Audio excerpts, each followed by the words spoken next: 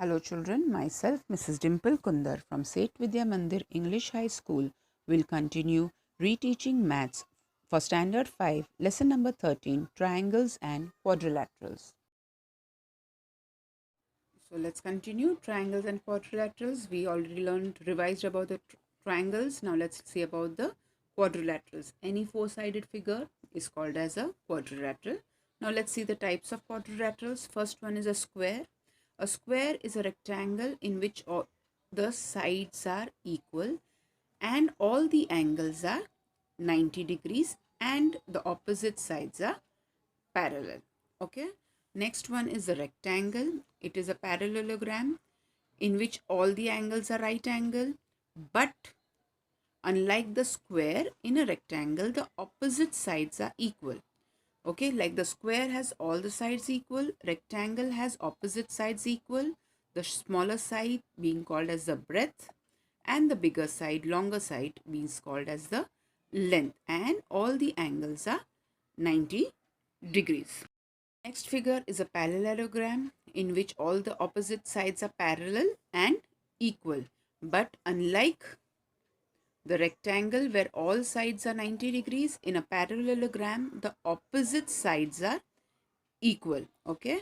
And opposite sides are equal and the opposite lines are also parallel. So it is called as a parallelogram. So the difference between a rectangle and a parallelogram is that rectangle has all sides equal and a parallelogram has opposite sides equal.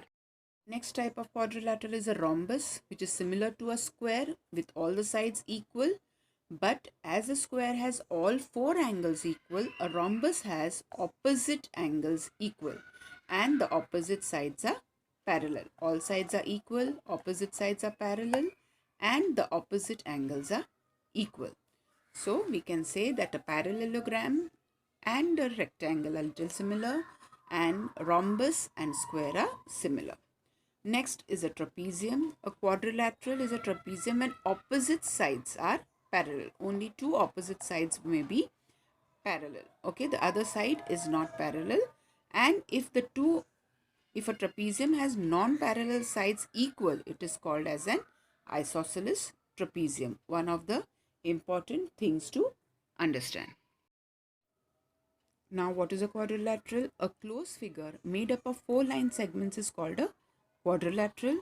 So now the above figure is a quadrilateral, and the quadrilateral can be divided by a diagonal into two triangles. And we know that the sum of the angles of a triangle is 180 and the other is also 180. So when we want to calculate the sum of a quadrilateral, it will be 180 plus 180 will be 360. So the sum of all the angles of a quadrilateral is 360. The sum angles of all a triangle is 180. Quadrilateral has two triangles, so sum of the angles of a quadrilateral is 360. So if three angles are given, it is easier for us to find the fourth angle. Similar to the triangle, let's learn parts or elements of a quadrilateral. Now suppose this is a quadrilateral ABCD. It has four sides AB, BC, CD and DA. It has four vertices. Vertices are where 4 points meet. So vertex A, vertex B, vertex C and vertex D. Similarly, there are four angles, angle A, angle B, angle C and angle D. But a quadrilateral has one more element, that is a diagonal. When you cut the quadrilateral into two equal parts with joining the opposite vertices, the line is called as the diagonal, and it has two diagonals, AC and BD, as they join the opposite vertices. So a line segment joining a pair of opposite vertices is called a diagonal. Next, a quadrilateral may have relation between its sides and angles. On the basis of this, quadrilaterals are classified in different names, which I already explained. So parallelogram, rectangle, square, rhombus and trapezium were the types. Let's see, find the unknown angle of the quadrilateral. So now we know that the sum of all the angles of a quadrilateral is is 360 degrees. So based on this, we can find these. So 95 degrees plus 70 degrees plus 85 degrees plus y degrees will be 360. So when we know, we can add the 3 and subtract from 360, we will get our answer. 5 plus 5 is 10, carry 1, 9 plus 1, 10, 18, 19, 20 plus 5, 250 degrees plus y is equal to 360 degrees. So y will be 360 minus 250, that will be 110 degrees. So the unknown angle is 110. If you want, you can do these addition in the rough work. 95, 70, 85, 5 plus 5, 10, 10, 17, 18, 19, 20. Okay.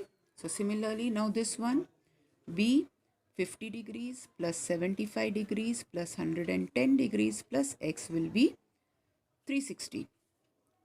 So we add it up. Again, we can do it in the rough work. 50, 75, 110. So it is 5, 7 plus 5, 12 plus 1, 3 and 2. So 235 degrees plus x will be 360. X will be 360 minus 235. Now this also I can do it in my rough work. 5 minus 3, 2. It is 125 degrees.